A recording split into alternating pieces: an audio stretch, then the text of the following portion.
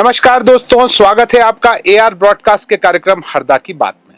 आज हम एक बहुत ही महत्वपूर्ण और समाज पर व्यापक प्रभाव छोड़ने वाले विषय पर चर्चा करने जा रहे हैं। इन दिनों हमारे समाज में युवा वर्ग में तलाक के मामलों की संख्या तेजी से बढ़ रही है।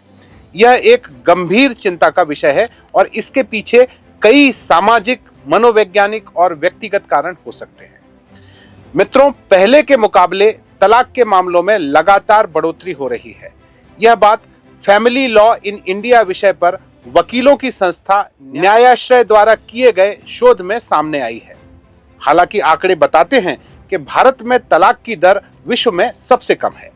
शोध में कहा गया है कि पिछले 10 सालों के आंकड़ों के विश्लेषण से यह बात सामने आई है कि भारत में जहां प्रति 1000 विवाह में से लगभग 7 विवाह तलाक की वजह से समाप्त होते थे, वहीं वर्तमान में यह आंकड़ा प्रत्येक 200 विवाह में 3 विवाह तक पहुंच गया है। अर्थात तलाक के प्रकरण 0.7% से बढ़कर 1.5% पर पहुंच गए हैं। आयु वर्ग के हिसाब से देखें तो 25 से 34 वर्ष के बीच सबसे ज्यादा तलाक के मामले सामने आ रहे हैं। यह वृद्धि चिंतित करने वाली है। आंकड़े यह भी बताते हैं दिल्ली और मुंबई जैसे महानगरों में तलाक दर 30% तक पहुंच रही है। आज की हमारी चर्चा का मुख्य उद्देश्य विवाह विच्छेद के कारणों की गहराई से पड़ताल करना और इसके संभावित समाधान की दिशा में विचार करना है।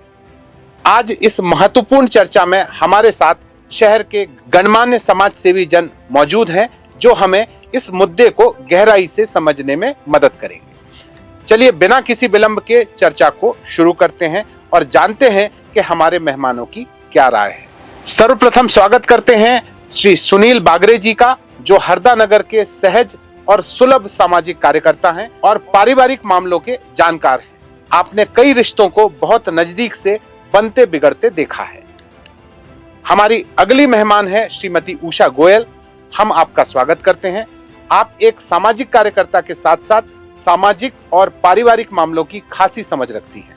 आपने कई ऐसे मामलों को अपनी कुशलता से सुलझाया है जहां दंपतियों में नौबत तलाक लेने तक की आ गई थी। इसी क्रम में हम स्वागत करते हैं पंडित श्री विनम्र मिश्र जी का, जो कि एक युवा इंजीनियर है और ज्योतिष शास्त्र में रुचि रखते हैं। विनम्र हरदा के जाने माने विख्यात ज्योतिषाचार्य श्री विवेक मिश्र जी के सुपुत्र हैं और इन्होंने अपने पिता से ही ज्योतिष की शिक्षा प्राप्त की है। हम आपसे जानेंगे कि ग्रह नक्षत्रों का वैवाहिक जीवन पर क्या प्रभाव पड़ता है। कई परिवारों को काउंसलिंग के माध्यम से बिखरने से बचाया है श्रीमती सुरेंद्र कौर ने, जो हरदा नगर की एक सामाजिक कार्यकर्ता हैं। आप समय समय पर विभिन्न सामाजिक संस्थाओं में पारिवारिक विवादित विषयों पर काउंसलिंग का कार्य करती। स्वागत है आप सभी का एआर ब्रॉडकास्ट के कार्यक्रम हरदा की बात में।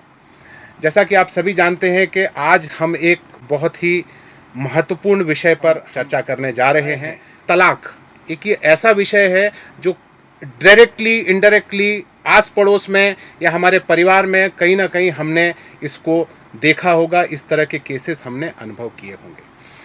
तो शुरुआत करते हैं सबसे पहले बागरे जी से। बागरे जी, आपका बहुत बृहत सामाजिक अनुभव रहा है और बहुत से रिश्ते आपने बनते बिगड़ते हुए देखे होंगे।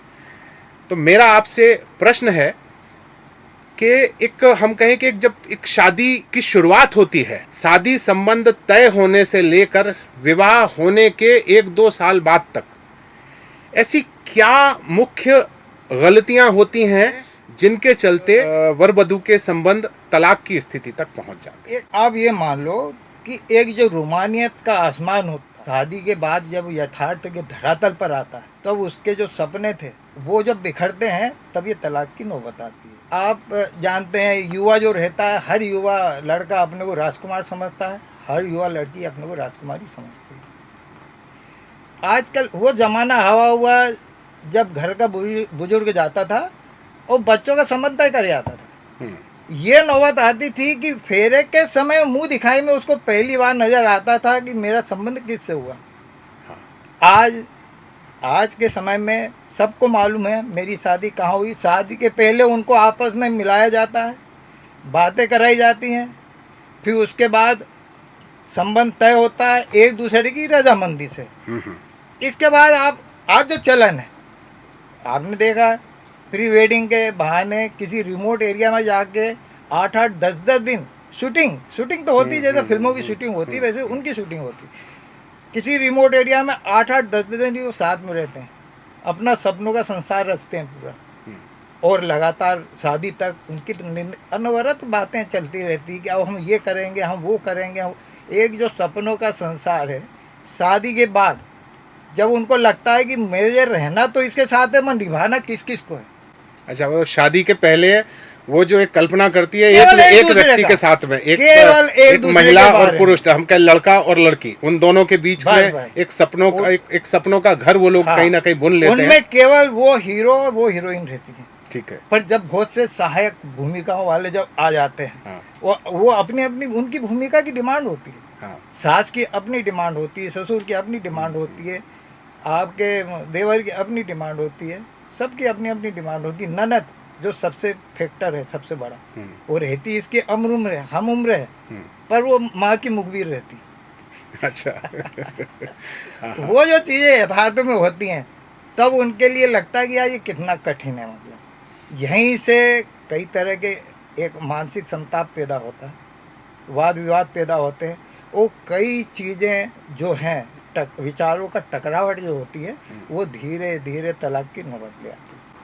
अच्छा, ये इसके बीच में हम कहें कि एक प्री वेडिंग की जैसे आपने बात कही, हाँ। तो उन्होंने कहीं एक सपनों का एक घर बना लिया, एक कल्पना कर ली कि हाँ मेरा परिवार ऐसा होने वाला है, और जब पहली बार फिर इसके बाद एक विवाह का अवसर भी आता है। मैंने देखा है कि कई विवाह के अवसरों पर वर पक्ष वधु पक्ष के बीच में झगड़ा हो जाता है। कई हम अखबारों में पढ़ते हैं कि कई शादियां बारात लौट गई, इस तरह की बातें भी कहीं ना कहीं हमको नहीं, हरदा में सुनने कई आती हैं। ऐसे उदाहरण है जब दूल्हा गया बारात लेके बगैर दुल्हन के वापस आया। अच्छा। वो अच्छे ख्यातनाम घरानों में ऐसा हरदा में हुआ। उसमें सबसे बड़ा कारण क्या होता है, लेन देन का सबसे बड़ा कारण मानता हूं। अच्छा।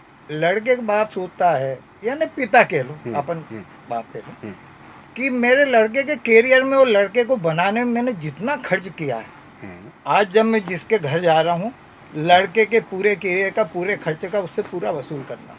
मतलब उनको कितना ही दे दो, संतुष्टि नहीं होती।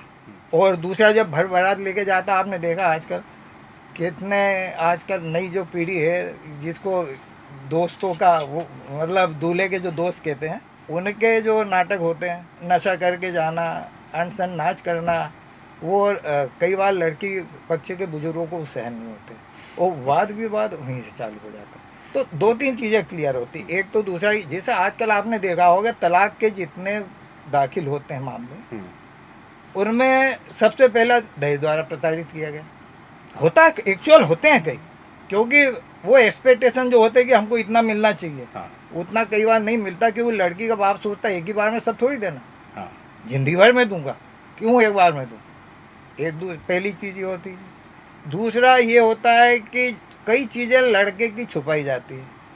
वो नशे का एडिक्ट है, आजकल आपने देखा ड्रग्स वगैरह नशे का एडिक्ट। शादी के बाद मालूम पड़ता है कि ये तो आदतन नशे में है। लड़की एक दो आग्रह करती है, पर नशे के साथ जो दुर्व्यवहार उसके साथ होता है, हार्ट अटैक होती है, नशे के बाद वो सहन नहीं करती, फिर वो एक बार चली जाती है, फिर उसका आना मुश्किल हो जाता है। और थर्ड एक और चीज़ें हैं, मतलब आजकल पैरा मैरिटल जो आपके रिलेशंस हैं, पारावैवाहिक संबंध, कई बार आपने देखा हो लड़की आ जाती, सब होती, अपन जब कॉलेजों में पढ़ते हैं एक दूसरे में लगातार साथ रहते थे, कहीं ना कहीं इमोशनल अटैचमेंट होता है। वो कोई शादी में परिणित नहीं होता, वो महज वो एक दोस्ती ही रहती है। पर बाद में जो चीज़ें होती हैं, क्योंकि आजकल तो आपने देखा फोटोज, मीडिया, फेसबुक, कि भाई वो फला फला का धोड़ा लफड़ा था, वो इनकी बहू बन के आई। ये चीज़ें धीरे धीरे फैलती हैं, और अगर आपके मन में जरा सी भी शंका पैदा हो गई तो आग लगाने वाले हजारों रहते हैं। तो एक ये भी बहुत बड़ा कारण है।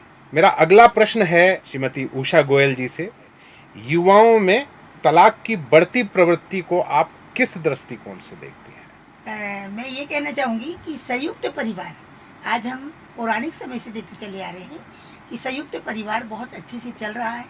संयुक्त परिवार में दादा दादी, चाचा चाची, ताऊ ताई, मम्मी पापा, बच्चे, बुआ, ये सब रहते थे, और सब एक दूसरे से प्यार, स्नेह, सहनशीलता, ये सब रहती थी। लेकिन अभी ज़्यादा से ज़्यादा 2000 के करीब करीब यानी 20-22 साल हो गए हैं जब से इसमें बहुत परिवर्तन आया है। अधिकतर आज की जो पीढ़ी है वो एकल परिवार चाहती है। एकल परिवार में भी ये कि मतलब मेरे मम्मी पापा, पति पत्नी और बच्चे, चाचा चाची भी उसमें नहीं चाहती हैं। तो इस प्रकार के परिवार का अब हम देखते हैं कि संयुक्त परिवार में एक दूसरे को दुख में सुख में सब में वो सहयोग करते हैं, सहनशीलता रहती है, प्यार रहता है। दादा दादी लोरी सुनाकर बच्चों को कहानियाँ सुना करके करती थी तो बच्चों में प्यार आता था। आज का समय हम देख रहे हैं कि एकल परिवार है, और एकल परिवार में भी पहले था कि 3 बच्चे होना चाहिए, फिर हुआ कि 2, तो चलो 2 तो ठीक थे, अब 1 बच्चा हो गया। अब 1 बच्चा वो है तो वो क्या चाचा चाची भाई बहन क्या समझेगा, क्योंकि उसका परिवार कोई भी नहीं है। आज जो ये जितने भी तलाक हो रहे हैं उसका कारण सबसे बड़ा है माँ। तो आपसे जानना चाहता हूं कि आपने जैसे तलाक के मान लो 10 प्रकरण देखे हैं, तो उसमें से संयुक्त परिवारों के कितने हैं और एकल परिवारों के कितने हैं? देखिए संयुक्त परिवार में तो बिल्कुल भी आप 0 ही मान के चलिए। अच्छा। क्योंकि संयुक्त परिवार में प्यार और जो संस्कार होते हैं, हाँ। जो संस्कृति संस्कार है वो उसके कारण, और जो एकल परिवार है उसमें कम से कम आप मानिए कि अभी मैं आपको हरदा आजू बाजू का ही केस बता दूं कि 10 में से 8 तलाक के केस हैं। तो इसके कारण कुछ हमारी जो लड़के लड़कियों का जो बाहर पहले प्यार प्रेम हो जाता है, मिलजुल लेते हैं, तो उसके कारण उनकी सारी बातें पहले हो जाती हैं, और यहाँ आने के बाद जब ससुराल में आते हैं तो सास का अच्छी नहीं लगती है। मतलब जो आपने जो बताया कि प्री वेडिंग के समय जो उसने सपना देखा था, वो जो कल्पना की थी वो टूट गई यहाँ आके। मैडम जैसे अक्सर कहा जाता है कि लड़के लड़की के बीच में तलाक होने का एक कारण जो माना जाता है वो लड़की की माँ को माना जाता है। इसमें आप कितने हद तक, मैं आप तीनों से ये प्रश्न करूंगा कि इसमें आप लोग कितने सहमत हैं? देखिए बिल्कुल सही है ये, क्योंकि सुबह उठते से ही लड़की का माँ के पास फोन जाता है और माँ उसका जवाब देती है, बेटा अपने को काम नहीं करना है, अपने को अपने हिसाब से रहना है। नहीं, ऐसा आप कैसे कह सकती हैं कि ये इस तरह से बोला जाता है? मतलब जो हकीकत है, क्योंकि हमारे इधर ही ऐसे 8-10 केस हुए हैं जिसको लेकर के रात को सोते तक सारी चीजें होती हैं और लड़की भी अपनी माँ को उसमें इन्वॉल्व करती है, बताती है। लड़की को पूरा ब्रॉडकास्ट करती है कि अभी ये हुआ, अभी ये हुआ, अभी ये हुआ। हाँ, और तो ये अच्छा, इसको एक दूसरे दृष्टिकोण से देखें तो ये एक अच्छा भी है कि भाई एक लड़की जो अपनी माँ के साथ वर्षों रही है और वो यदि अपनी पूरी बातें बता रही है माँ को, तो अच्छी बात है। और हो सकता है कि वो माँ उसको सलाह दे दे। ये भी हो सकता है कि कहीं पर वो लड़की यदि गलत कर रही है कि उसको अपने ससुर को आदर के साथ चाय लेके जाना चाहिए था या खाना लेके जाना चाहिए था, तो माँ समझा सकती है कि तुमको सिर पे पल्लू ढक के जाना चाहिए था, या और कोई सांस्कारिक बातें माँ बता सकती है। अक्सर देखा है कि जो सबसे बड़ी बीमारी है वो मोबाइल है। अगर रात को कोई ज़रा सी बात हुई है, लड़की ने चाय भी नहीं पीनी है, पहले अपने माँ बाप को बात बतानी है कि मेरे साथ इस प्रकार का हुआ है। और आगे वाले माँ बाप मतलब अपनी बच्ची की सुविधा देखते हैं। वो ये कह देते हैं, अच्छा तूने आज खाना में क्या बनाया, सारा काम तू अकेले कर रही है, तेरी नंद क्या कर रही है, तेरी सास क्या कर रही है, तेरे परिवार के लोग कहाँ बैठे हुए हैं। जो स्थितियों का जायजा वो लेते हैं, उसके अंतर्गत उनके विचार जो हैं लड़की को भड़काने वाले हो जाते हैं। फिर लड़की पूरा गुस्सा अपने पति के ऊपर निकालती है कि मैं तभी यहाँ पर रहूँगी, या तो तुम अलग हो जाओ, या इनका हस्तक्षेप मेरे साथ में नहीं होना चाहिए। मेरी माँ मतलब जो बोल रही है वो सही बोल रही है, तुम्हारी माँ बोल रही है तो वो मेरे को गलत बोल रही है। अच्छा, इसमें ये क्या ऐसा कहा जा सकता है कि मैं ऐसे देख रहा हूँ कि माँ यदि समझदारी की बातें करे तो लड़की यदि गलत भी कर रही है तो उसको ठीक किया जा सकता है? नहीं, देखिए उसमें ये है, हर माँ ऐसा नहीं करती है, हर माँ ऐसा नहीं करती है। हाँ, हाँ। कई माँ ऐसी होती है, अगर लड़की ने कोई गलत बात बताई है तो वो बोलती है नहीं बेटा, Exactly, हाँ, आपको मर्यादा से रहना है, आपको अपने सास ससुर की सेवा करना है, सुबह उठकर चरण छूना है। हाँ, हाँ। और आपको मम्मी पापा को उनको मम्मी पापा मानो, हम तो दूर हो गए हैं, हाँ। ये आपके रियल मम्मी पापा हैं। तो ये कहें कि ऐसी माएँ भी हैं जो कि अपनी बच्चियों को सांस्कारिक बातें सिखाती हैं, उनको उस तरह के निर्देश देती हैं, पॉजिटिव निर्देश देती हैं, और तलाक की नौबत वहाँ आती है जहाँ पर अच्छी बातें ना बता के और भड़काने वाली बातें, या जिनको हम कहें कि सामाजिक रूप से जो बातें एक्सेप्ट नहीं की जाती, पब्लिकली एक्सेप्ट नहीं की जा सकती, उस तरह की बातों को बढ़ावा देने की बात करती है। उसमें एक चीज़ और आती है कि परिवार में जब जाती है लड़की तो सास का या परिवार वालों का एक रहता है कि मर्यादा से रहे, साड़ी पहने, सिर पे पल्लू रखे। लेकिन आज की जो लड़की है वो विदेशी पद्धति पे चली गई है। उसका ये है कि मैं साड़ी नहीं पहनूंगी, सूट पहनूंगी, मैं लोअर टी शर्ट पहनूंगी, है ना, आजकल और जो भी ड्रेसेस हो गई हैं उस टाइप से। तो वो हर परिवार लाइक नहीं करता है भाई। कई जगह अपनी मर्यादा है, आप बाहर रहते तो आप पहनो, लेकिन घर में नहीं चलेगा। तो कुछ विवाद इसके कारण हो रहे हैं, कुछ सास बहू की नोकझोंक के कारण होते हैं, कुछ उसमें सबसे बड़ा रहता है नंद का रोल। तो नंद भी उसमें जो कई नंद बहुत अच्छी होती है और कई ऐसी होती है कि हर चीज में हाँ बिल्कुल, वो तो 98.5% लोग अच्छे हैं, हम केवल 1.5% की बात कर रहे हैं। तो यहाँ पे हम जो यदि कोई किसी कैरेक्टर को लेके आ रहे हैं, किसी रिश्ते को लेके आ रहे हैं, तो हमारे दर्शक ये ना समझें कि वो पूरी कम्युनिटी खराब है, केवल 1.5% की बात है। पहले एक्सट्रीम सोच होता था अपने यहाँ। एक्सट्रीम सोच इस हिसाब से कह रहा हूँ कि हर माँ कहती थी कि बेटा इस घर से आप डोली से विदा हो रही है, उस घर से अर्थी ही नहीं, कोई फालतू का वाद विवाद नहीं होना। तो ये हालत होती थी कि कुछ वर्ष मतलब जो लड़की जो रहती थी ना, वो एडजस्ट करने की भरपूर कोशिश करती थी। अच्छा, खबरें भी नहीं पहुंच पाती थी वहां तक। हाँ। जो ये मोबाइल का रोल बता रहे हैं ना, बिल्कुल बिल्कुल, कि ये भी दिन भर में सुबह से रात तक क्या हुआ है वो रात को मम्मी को बताना। वो अच्छी मम्मी अब बिल्कुल चाहती है कि मेरी लड़की का जीवन बर्बाद ना हो। वो अपनी लड़की की आदतें भी जानती है।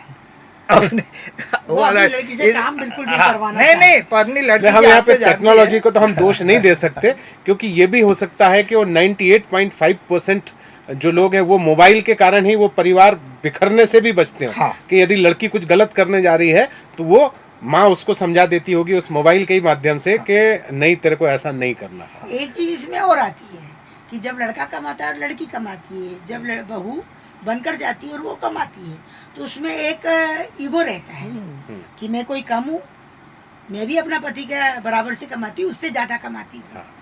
अच्छा चलिए, ये कुछ कारणों पे हम और चर्चा, क्योंकि जो आप ये बता रही हैं कि डिपेंडेंसी वाला एक इशू है, उस पर भी हम जल्दी आएंगे। थोड़ा सा इसको समझने की कोशिश करते हैं कि एक हमारे यहाँ समाज में कहा जाता है कि शादी के पहले कुंडली मिलान किया जाता है। हमारे यहाँ लव मैरिजेस हो रहे हैं, लव मैरिजेस में कुंडली मिलान किया जाता है, नहीं किया जाता है। कई लोग इंटरकास्ट मैरिज कर रहे हैं लेकिन कुंडली मिलान करते हैं। इस सब में हम कहें कि ग्रह नक्षत्रों का एक वैवाहिक जीवन पर क्या प्रभाव पड़ता है, तो इसमें हमारे साथ हैं विनम्र जी। तो विनम्र जी, मैं आपसे दो अपेक्षाएं रखता हूं। क्या ज्योतिष में ऐसा कोई व्यवस्था है जिसके आधार पे हम ये तय कर सकें कि सुखद दाम्पत्य जीवन ये लोग जिएंगे? नमस्कार, आपने जो क्वेश्चन पूछा मैं उसको दो तरीके से आंसर कर सकता, इनफेक्ट करूँगा। पहला क्वेश्चन ये है कि क्या ग्रह नक्षत्रों का कोई प्रभाव होता है, जिसका आंसर मैं मेरी तरफ से तो हाँ ही बोलूँगा, क्योंकि मैं प्रभाव देख रहा हूँ। और दूसरा आंसर है कि क्या अपन उसे प्रेडिक्ट कर सकते हैं। तो अगर अपन तलाक की बात करें, ज्योतिष में तलाक की बात नहीं होती, दाम्पत्य जीवन के सुख की बात होती है। तो दाम्पत्य जीवन किसी व्यक्ति का कितना सुखी रहेगा वो देखा जा सकता है, और स्वाभाविकता है कि अपन ये भी देख सकते हैं कि वो सुखी नहीं रहेगा, इसमें ये चीज़ें हैं, तो उसका दाम्पत्य जीवन सुखी नहीं रहेगा, तो वो देखा जा सकता है। जिसे जो दाम्पत्य जीवन होता है वो अपन पत्रिका में सप्तम भाव से देखते हैं। तो सप्तम भाव हो गया, सप्तम भाव का जो स्वामी है यानी जो सप्तेश है उससे देखते हैं, और जो सुखेश है यानी द्वादश भाव का स्वामी हो गया, अष्टम भाव का स्वामी हो गया, और कुछ पर्टिकुलर केसेस में चतुर्थ भाव का स्वामी हो गया। तो इनके सबसे भी उसे देखा जाता है। जो जनरल कंसेप्ट चलता है वो ये चलता है कि जो क्रूर ग्रह होते हैं, जैसे सूर्य हो गया, शनि हो गया, मंगल हो गया, या राहु केतु हो गए, वो जब इन ग्रहों पे के साथ होते हैं या इन्हें देखते हैं या इनके स्थानों पे बैठे होते हैं, तो उसमें दाम्पत्य सुख की कमी होती है। अच्छा, एक प्रश्न मेरे दिमाग में आ रहा है। हम कहें कि जो शादियां होती हैं उनमें से कईयों की मुलाकात कॉलेज टाइम में ही हो जाती है, तो मुझे नहीं लगता कि जब ये कोई एक लड़का और एक लड़की के बीच में जब प्रेम होता है तो वो कुंडली देख के प्रेम करते होंगे। तो या भैया आप लोगों से भी मेरा एक प्रश्न है कि 10 में से कितनी शादियां कुंडली मिलाकर की जाती है? लव मैरिज जितनी भी हैं बगैर कुंडली के होती हैं, और जो दोनों परिवार की रजामंदी से आपसी परिवार के विमर्श से होती हैं वो पूरी कुंडली मिला के होती है। लव मैरिज में कभी कुंडली नहीं मिलाई है, देखिए, यथार्थ मैं में तो ये मेरे है घर में लव कि मैरिज उनके मन मिल चुके हैं। हाँ। उनके मन मिल तो चुके मैडम एक हैं। इम्पोर्टेंट बात बोलने वाली। हाँ मैडम तो बताइए। हम कुंडली ना मिलाए, बोलते नाम से भी गुण मिलवा लेते हैं। बोलते नाम से गुण मिल जाते हैं। और कई जगह ऐसा होता है कि जब अब शादी तो करना है, दोनों परिवार लड़के वाले और लड़की वाले प्यार से बैठ के उसको कर लेते हैं, लेकिन बोलते उससे तो मिला ही लेते हैं बोलते। नहीं, अच्छा, इस तरह- कई बार नहीं। माता पिता मतलब उनके प्रेम के आगे झुक जाते हैं। हाँ। अगर मान लो कि हमको पता लग रहा है कि इनका जीवन दुख में होगा, लेकिन उनके प्यार के आगे वो झुककर इस प्रकार की शादियां हो जाती हैं जो इनको भोगना पड़ता है। यहीं पर मेरा प्रश्न विनम्र से है। विनम्र, ऐसे मान लो इस तरह का केस है कि उन्होंने कुंडलियां रख तो दी भगवान के सामने, लेकिन वो कुंडलियों का ज्योतिष शास्त्र के हिसाब से मिलान नहीं होता है, तो ऐसे केसेस में क्या होता है? तो इसमें दो टाइप के केसेस आते हैं जनरली। शादी जब अपन करते हैं तो मतलब मैं एज अ मतलब ज्योतिष के उस पर बोल रहा हूँ, या फिर जो धार्मिक प्रकरण है ना, जो ग्रंथों में लिखा है उसके आधार पर बोल रहा हूँ। तो उसके दो उद्देश्य होते हैं, है ना। पहला उद्देश्य होता है दाम्पत्य सुख, है ना, जो हमको देखना चाहिए, मतलब दो लोगों की पत्रिका में। और दूसरी चीज़ होती है संतति, जो अपने को आगे बढ़ाने के लिए अपन शादी कर रहे हैं। तो अगर दोनों में से कोई भी एक चीज़ में दिक्कत है तो फिर उसके लिए कुछ अगर चीज़ें सेटिस्फाई हो जाती है दूसरी, है ना, तो उसके लिए उपाय हो सकते हैं। जो ज़्यादातर केसेस में मतलब अगर नहीं मिलान होता है, और जो लव मैरिज के केसेस आते हैं मिलान के लिए, उसमें ये चीज़ें देखनी पड़ती है। मतलब उपाय निकल आते हैं, भले ही कुंडली नहीं मिल रही है। कुछ केसेस कि 35% जो केसेस हैं, इनमें से मान लेते हैं कि 35% में से 50% की तो कुंडली मिल गई, तो अपन मान लें कि 17, 18, 20 कुंडलियां तो चलिए ऐसी हो गई कि जिनकी लकीली कुंडली मिल गई। अब 15 केसेस हैं। अब तो 15 केसेस में कुंडली नहीं मिल रही है। 15 केसेस में कुंडली ऐसी है कि 5 की तो जस्ट अपोजिट है कि साहब इनका तो बहुत ही गड़बड़ है, ज्योतिष शास्त्र ये बोलता है कि, और 10 कुंडलियां ऐसी हैं कि जिनके लिए कोई समाधान हो सकता है, मतलब जिनके बहुत ज़्यादा अपोजिट नहीं है कुंडलियां। तो ये जो 5% जो केसेस हैं या 5 केसेस जो हैं, इनके बारे में इनका क्या होता है? क्या ये शादियां करते हैं, और करते हैं तो इनका कुछ ऐसा कोई आप कह सकते हैं कि इनका दाम्पत्य जीवन सुखद नहीं रहा? कुछ ऐसे आंकड़े या कोई ऐसा अनुभव ऐसे आपका? आंकड़े हैं। और मैं आपको इसमें दो अभी के रिसेंट एग्जांपल है वो दे सकता हूँ। एक है कि लड़का लड़की बचपन से एक दूसरे को जानते थे, उनने मिलान कराया था, मिलान नहीं होता था, तो लड़का लड़की उस टाइम पे दोनों बाहर थे। फिर उनने वो हो गया था कि इसमें नहीं होना चाहिए ऐसा मिलान वगैरह, परिचित थे तो उनके थ्रू आए थे, तो मिलान नहीं हो रहा था। मैंने उसको मतलब लड़के को बोला था कि मिलान नहीं होगा। फिर उसके बाद वो लोग जब कभी इंडिया आए तो उनने यहाँ पे शादी कर ली। उसमें क्या था कि उनकी शादी का जो मुहूर्त था वो भी गलत था, तो अब मिलान तो हो ही नहीं रहा था, उसके बाद मुहूर्त भी गलत था। उनका 1.5 साल के अंदर अंदर जो था डिवोर्स वगैरह, और वो उनका केस भी भारी सेटल हुआ है। मतलब बड़ा दुखद था वो। अब उसमें अपन ये गारंटी से नहीं बोल सकते कि पत्रिका का फैक्टर था, या ये नहीं बोल सकते कि जो उन्होंने डेट ले ली मतलब विवाह के लिए उसका कोई फैक्टर था, क्योंकि मिलान का तो फैक्टर है ही है कि मिलान तो अच्छा होना ही चाहिए। उसके साथ साथ जो पाणी ग्रहण संस्कार का मुहूर्त है वो अच्छा होना चाहिए। अगर वो अच्छा नहीं होता और वो अपन चूक जाते हैं तो भी मिलान होने के बावजूद और फिर अपने को आगे तकलीफें फेस करनी पड़ती है, और उस केस में उपाय नहीं होते। अच्छा, एक प्रश्न हो रही है, जैसे आम बोलचाल भाषा में बोलते हैं, जैसे इतने गुण मिल गए, वो क्या चीजें होती, इतने गुण मिल गए? अच्छा, मैडम ने एक बात और कही थी, कुछ नहीं होता, नाम से मिलाते हैं आजकल, नाम से कुंडली बनती है। मैं उस तो पॉइंट पे नाम आने से वाला था कुंडली एक बार। क्यों हाँ, बनती है? हाँ, ये भी है। अधिकतर लोग नाम से कुंडली मिला तो लेते जो हैं। नाम का मिलान होता है ना, वो तो जुआ खेलना है, मन को समझाना है। मन को समझाना है, जुआ खेलना है। क्योंकि जब आप बने थे शरीर, मतलब जब आपका शरीर बना था, है ना, जब आपकी पत्रिका बन गई थी, जब उसको पता तो था नहीं कि मैं किस नाम से संबोधित हूँगा, तो इसलिए सिर्फ नाम का मिलान करना या नाम बदल के मिलान करने से कुछ नहीं होता। गलत है। नहीं तो वो ये गलत है। मतलब दोनों की पत्रिका होना चाहिए, नहीं, वो आपकी बात सही है, लेकिन ये तो पंडितों द्वारा ही है ना कि भाई कहा कि भाई नाम से मिला के देख लो, तो यही मैं पूछ रही हूँ कि नाम से मिलाने मैं का वही क्या कह है? रहा हूँ कि देखिए इसमें थोड़ी गलती मैं बोलूँगा वो ब्राह्मण वर्ग की है।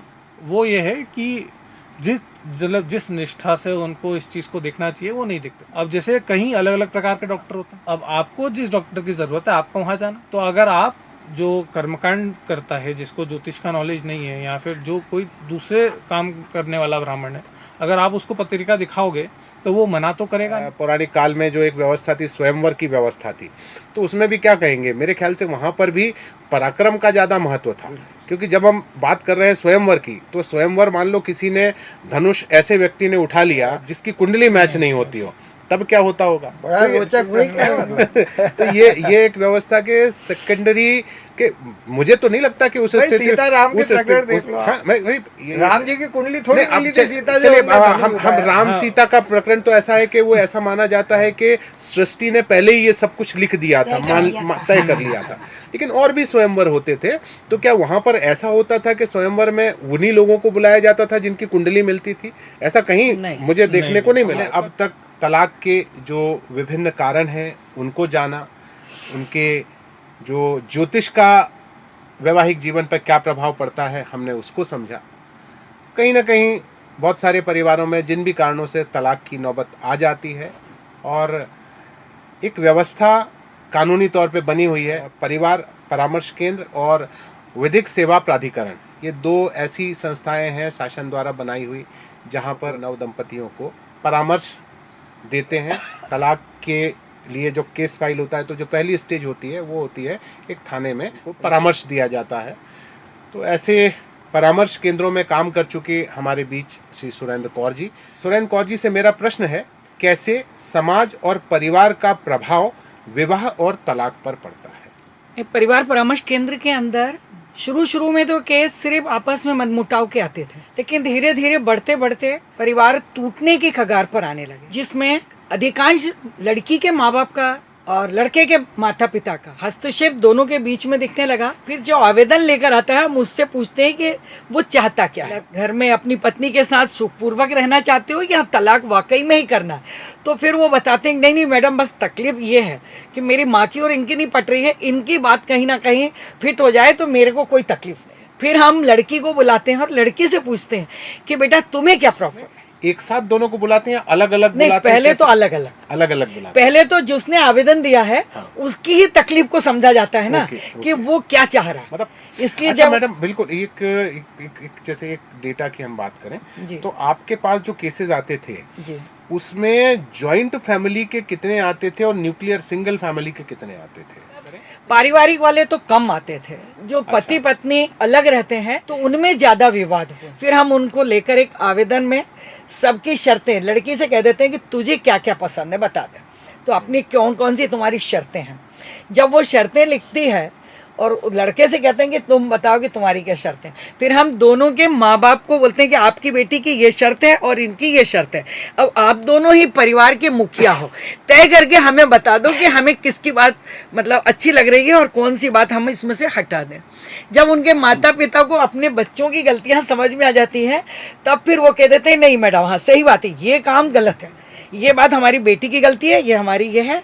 हाँ, एक जो चीज़ मुझे बात समझ में आ रही कि जैसे मैडम ने जो बताया कि काउंसलिंग से हमारा समाधान हो जाता है, और काउंसलिंग से बहुत सारे परिवार कहीं ना कहीं उनका जो एक दूसरे के प्रति जो गलतफहमी है वो दूर हो जाती है। तो हम जैसे हरदा की बात करें, तो हरदा में ऐसे कितने परिवार परामर्श केंद्र हैं या ऐसे कितने स्पेशलिस्ट हैं जो कि ये परिवार परामर्श देते हैं? क्या सामाजिक स्तर पे, मैडम एक प्रश्न और, क्या सामाजिक स्तर पे कोई परामर्श केंद्र है आपके यहाँ? जैसे कोई पप्पू भैया आपके यहाँ गुर्जर समाज में नहीं आपके यहाँ हम लोग है? क्या? क्योंकि मुझे ऐसा लग रहा है कि सामाजिक स्तर पर भी ये जो परिवार परामर्श के, पुलिस की भी तो अपनी व्यवस्था है, लेकिन सामाजिक स्तर पर भी नहीं, ये गुजर परिवार समाज के है रनाई में, गुजर समाज के कुछ इस प्रकार के अच्छे नहीं, हर उनके जगह कुछ जैसे रहे हैं, तो वहां पर मतलब बुलाकर कुछ उनके समाज के केस थे, तो भाई साहब ने मतलब जो रनाई वाले पटेल के बेटे हैं उन्होंने मतलब कहा था कि दीदी हम चाहते हैं कि आप वहां न करके हमारे इसी के बीच में ये सामाजिक स्तर पर भी परिवार परामर्श केंद्र होना चाहिए। संचालित होना चाहिए, क्योंकि कहीं ना कहीं हम कहें कि केवल एक कमरे में रोशनी नहीं आ रही है, एक कमरे में रोशनी नहीं आ रही है कि उसका कारण यही है कि एक आध बल्ब का जो स्विच है वो चालू नहीं है। तो हम प्रयास यही करते हैं कि दोनों परिवार बैठकर खुद निर्णय करके हमें बताए कि अब हमें आगे की कार्रवाई क्या करनी है। तो हम बाकायदा उनका राजीनामा लिखवाते हैं और उस पर दस्तखत करा के और रिकॉर्ड वहाँ पर मतलब परिवार परामर्श केंद्र में जमा हो। हम लोगों ने चर्चा की, बहुत सारे इश्यूज को समझा। एक बात जो निकल के आ रही है कि जॉइंट फैमिलीज में तलाक के प्रकरण कम है, न्यूक्लियर फैमिलीज में ज्यादा है। विनम्र, तुमसे जानना चाहूंगा, क्या तुमने कोई तलाक का प्रकरण अपने साथियों के बीच में कोई देखा है? क्या तुम्हारा अनुभव है? तो ये जो आप चीज़ बता रहे हैं कि अभी मैंने पिछले 3-1 साल में 50 के आसपास ऐसे केस देखे जिनमें डिवोर्स हुआ है और वो जॉइंट फैमिली में हो। 50 के आसपास? 50 के आसपास। इसलिए हो सकता है कि जो मेरा डेटा सैंपल है वो स्क्यूड हो। यानी इसका हम कहें कि तलाक की जो बीमारी है ये ऐसा नहीं कहा जा सकता कि जॉइंट फैमिलीज में ही होती है या फिर न्यूक्लियर फैमिलीज में ही होती है। एक ये सामान्य इशू है। तो एक थोड़ी देर जब स्टार्टिंग में जब आपने चर्चा शुरू की थी तो आपने एक विषय निकाला था और विषय था आर्थिक स्वतंत्रता और महिला सशक्तिकरण। बच्चों के पालन पोषण की विधि आजकल बदल गई। पहले क्या होता था, बच्चे के ऊपर पूरा खर्च किया जाता था, पढ़ाई लिखाई पे बाहर भेजना, अच्छे से खर्च करना है, इस कॉलेज में, इस स्कूल में। और लड़की के ऊपर ये ध्यान रहता था घर के कामकाज बहुत अच्छे करे और बस थोड़ा पढ़ ले, उतना ध्यान नहीं दिया जाता। आज के समय पूरा बदल गया, क्योंकि 1 या 2 इश्यूज होते हैं, बच्चे होते हैं, ज़्यादा आज की पीढ़ी पैदा करती है। इन 1-2 बच्चों में दोनों को शिक्षा के, रोजगार के, व्यवसाय के उतना ही अवसर होते हैं जितना लड़के को होता उतना ही लड़की को होता। मतलब इसको अपन कह सकते अच्छी बात है। पर इसमें महिला सशक्त हुई है, अच्छे जॉब में है, अच्छे वो है। अब इसमें क्या होता है, जैसे आपने कहा, अब वो पहले नाजायज दबाव दुर्व्यवहार सहन कर लेती थी, अब नहीं करती। अब क्योंकि इंडिपेंडेंट है, आर्थिक रूप से वो स्वतंत्र है। अब वो जो पहले वाले दबाव होते थे, पहले वाले जो नाजायज बर्ताव होते थे, अब वो उसकी मजबूरी नहीं उनको सहन करना, क्योंकि वो आर्थिक रूप से स्वतंत्र है। तो आर्थिक रूप से स्वतंत्र रहना भी कुल मिला के कारण हो जाता है। एक लास्ट हम कंक्लूड करेंगे कि देखिए, कहीं ना कहीं तलाक एक कुप्रथा है। कुछ ऐसे सुझाव जिससे ये कुप्रथा है, इनके जो केसेस हैं इसमें कमी आए, इसके लिए क्या समाधान किए जाने चाहिए? जैसे कि एक तो अभी हमारी चर्चा में ही निकला था कि परिवार परामर्श केंद्र स्थापित किए जाने चाहिए। नहीं, आपको जान के खुशी होगी, ये जिन परिवार परामर्श केंद्र की बात कर रहा हूँ, आफ्टर मैरिज है, मेट्रो सिटी में विवाह परामर्श केंद्र बिफोर मैरिज के हो गए चालू। वहाँ पे आप जाइए, वहाँ आपस में काउंसलिंग कीजिए कि अपनी समझ, अच्छाई बुराइयों के साथ आपस में आप रह सकते कि नहीं। हो रहा है ऐसा?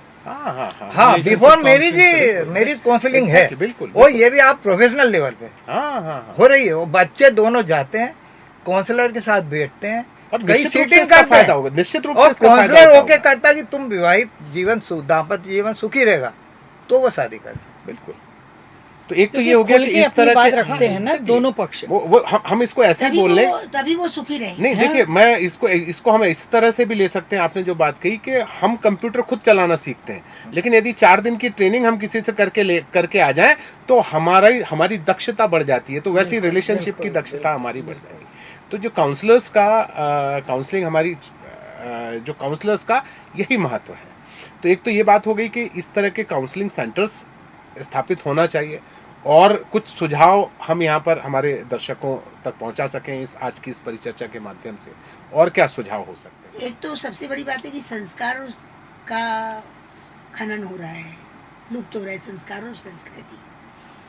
क्योंकि जो पेरेंट्स है वो बच्चों को अच्छाई तो नहीं दे रही, बुराई जरूर दे रही है। और बच्चे भी कोई चीज़ देखते हैं तो उसका अच्छाई को नहीं ग्रहण करते हैं, बुराई को बहुत जल्दी ग्रहण करते हैं।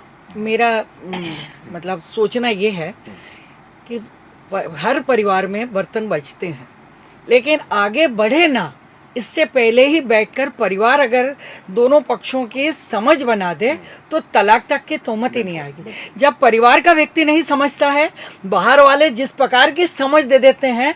अब मेरे से किसी ने कहा तो मैं कहूँगी कि मैं थाने में रिपोर्ट कर दूँ, तो मेरी समझ जो थी मैंने उससे दी है। यदि परिवार के लड़के और लड़की के माँ बाप अपनी बच्ची को थोड़ी सी ही मतलब बात जो परेशानी उसने बताई है उसका ध्यान दे दें, तो मुझे लगता है कि बाहर तक आवाज़ ही नहीं जाएगी और वहीं पर कार्य सुधर सकता है ना। हम है। कहें कि जो परामर्श की जो व्यवस्था है वो वो पारिवारिक स्तर पर भी स्तर पे भी होना हो चाहिए। सकती है। यानी इसका दोनों परिवार बैठकर समाधान इसको- मूलतः यही आ रहा है कि परामर्श, खुद की समझ और विकसित परामर्श। करना, और बिल्कुल। किसी के कहने से नहीं, अपनी सोच से और करना। अपने परिवार को लेकर मतलब के। परामर्श केंद्र भी होना चाहिए, परामर्श हम कह लें कि परिवार में भी परामर्श देने वाले होना चाहिए, और साथ में परामर्श लेने की उत्सुकता भी होनी चाहिए। यदि हमारे युवाओं को भी हम आज इस कार्यक्रम के माध्यम से सलाह देंगे कि यदि आपका संबंध आपकी पत्नी या पति से अच्छा नहीं चल रहा है, तो आप सबसे पहले तो अपने घर के जो बुजुर्ग हैं उन लोगों से चर्चा करें। यदि आपको समाधान मिलता है तो ठीक है, यदि आपको समाधान नहीं मिलता है तो आप ऐसे प्रोफेशनल्स ढूंढें, या आप ऐसे और सामाजिक स्तर पे परामर्श केंद्र होंगे उन तक आप पहुंच करें। आपको सिखाने वाला यदि कोई व्यक्ति मिल जाता है तो निश्चित रूप से आपका जीवन सरल हो जाएगा। तो मुख्य रूप से मेरे ख्याल से एक ही बात आती है कि काउंसलिंग। जी बिल्कुल। तो ये इस तरह से आज की हमारी चर्चा करते हैं। मैं ये कहूँगी कि आज की जो हमारे युवा पीढ़ी है, वो युवा पीढ़ी ये सब चीज़ों को छोड़ें, तलाक का नाम बंद करें और आगे बढ़ें, प्यार से रहें, परिवार को लें, इधर अपने सास ससुर को अपने मम्मी पापा समझें और प्यार से रह करके, और अगर पति पत्नी में भी अगर थोड़ा सा टकरार होता है तो उसे भी प्यार से डील करें। यही मेरी एक विनती है कि सभी युवा पीढ़ी इस प्रकार प्यार। बिल्कुल। भाई तो मुझे हमारी तो लगता यही है- कहना है, जितने युवा दंपति हैं सब खुश सब कुछ छोड़ दें। काउंसलिंग रात सबसे पहले आपस में क्वालिटी टाइम होता है। कोर्ट के कई बार डिसीजन होना का, चलो एक काम करो, तुम अपनी पत्नी को लेके कब गए थे? उन्होंने कहा मैं तो कभी गई नहीं, परिवार को लेके गया, दोस्तों के साथ गया। आपकी सजा यही है कि सबसे पहले पत्नी को लेके जाओ, उसके साथ क्वालिटी टाइम गुजारो। उसको आपने समय ही नहीं दिया, और ऐसा भी हुआ 5-6 दिन आप जाओ छुट्टियों में, अकेले जाओ, दोनों जाओ केवल, और वो जब वापस आए तो उनके सब विवाद ही सुलझ गए। तो आज की चर्चा यहीं समाप्त करते हैं। आप सभी हमारे छोटे से आग्रह पर हमारे स्टूडियो में पधारे, आप सभी का बहुत बहुत धन्यवाद। तो मित्रों, इस प्रकार आज हमने तलाक जैसे अत्यधिक महत्वपूर्ण विषय पर हरदा जिले के सामाजिक कार्यकर्ता जनों और एक युवा ज्योतिष विशेषज्ञ से चर्चा की। तलाक के कारणों को समझा, इसके प्रत्यक्ष और अप्रत्यक्ष प्रभावों पर चर्चा की। यह कुप्रथा हमसे दूर रहे, इसके लिए किए जाने वाले प्रयासों पर भी हमने चर्चा की। हम आभार प्रकट करते हैं हमारे समस्त अतिथियों का। हम उम्मीद करते हैं कि हमारे दर्शक आज की इस चर्चा से अवश्य लाभान्वित हुए होंगे। एआर ब्रॉडकास्ट के कार्यक्रम हरदा की बात में ऐसे ही और कार्यक्रमों, ऐसी ही और चर्चाओं के साथ हम आपसे मिलते रहेंगे। बने रहिए एआर ब्रॉडकास्ट के साथ हरदा की बात में।